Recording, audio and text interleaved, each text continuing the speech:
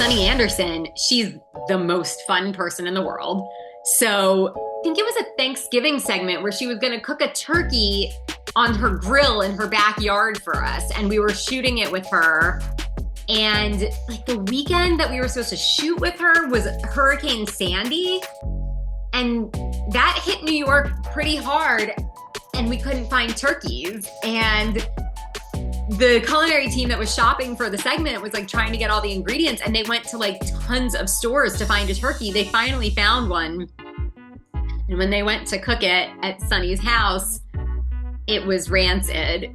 And it looked fine, but it apparently did not smell fine. And if you ever hear Sunny Anderson refer to the stank turkey, that's from that. But no one would ever know watching the show.